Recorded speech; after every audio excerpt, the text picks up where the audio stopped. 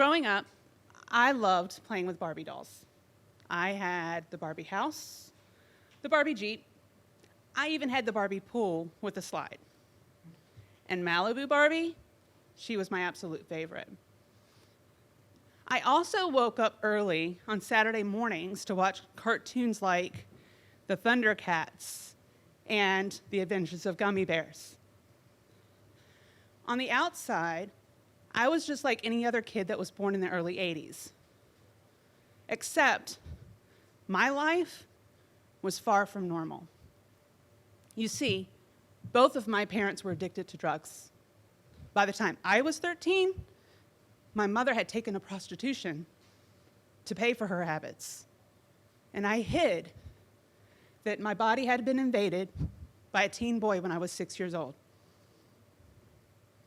My home was prone to violence, and raging anger would start to take over every aspect of my life, and I would start to follow a very destructive path.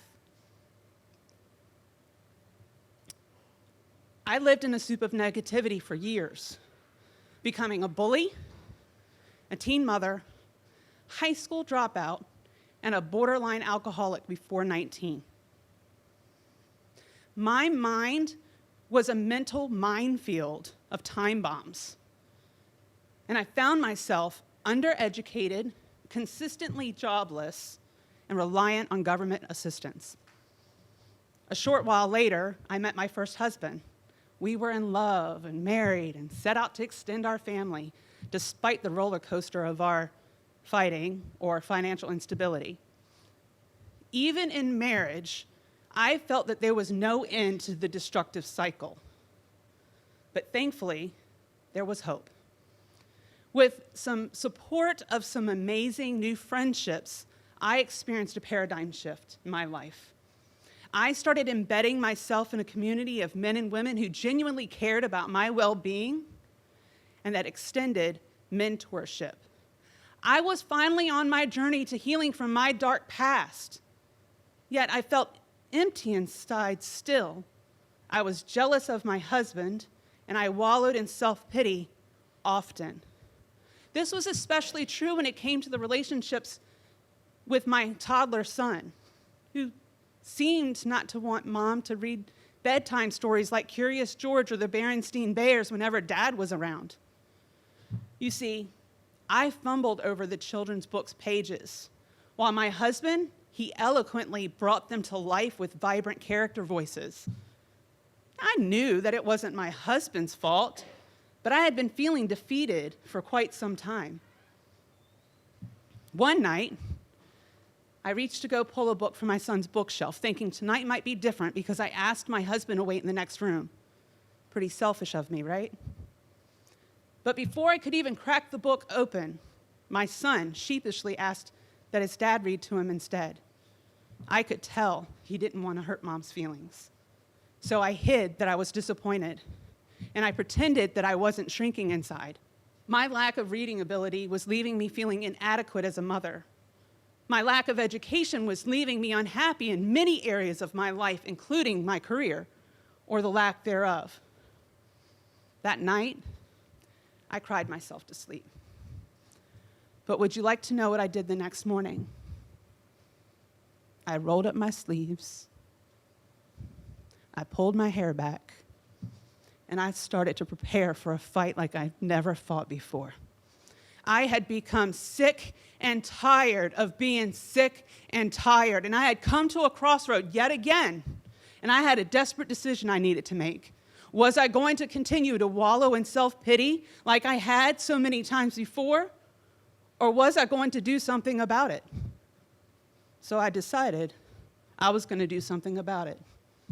I was determined to read those character voices, and I was going to make my son proud.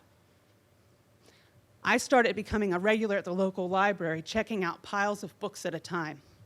And my trusty paperback dictionary became a very close ally, always within arm's reach whenever I found myself unsure of a word when reading or clueless in conversation.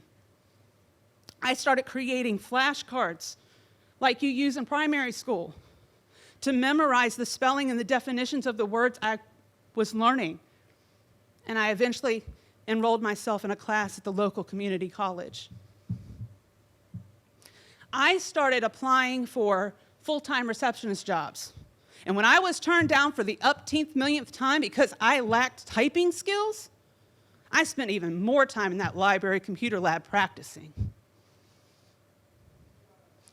I eventually landed that first office job, and that, my friends, was the beginning of my thirst for growth and transformation.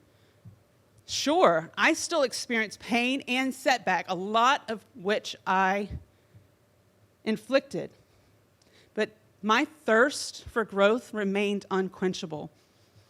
Today, I have 3 sons to make proud, 2 of which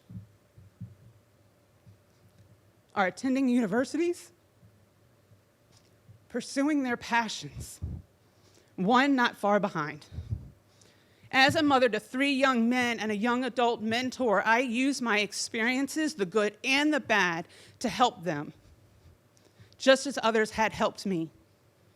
As a suicide prevention educator, I help build bridges of hope.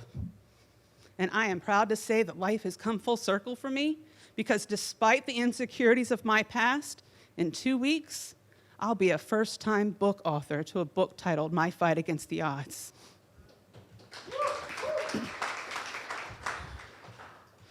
It took years of healing and a lot of hard lessons, but my story is no longer determined by my past or my future struggles. Instead, I choose to let each turbulent twist and turn become a lesson for my future self and a testament of resilience, determination, and the power of personal transformation. Little did I know that I was not only crafting a brighter future for myself and my family, but also for the men and women that I get to inspire and extend hope to every single day. Thank you.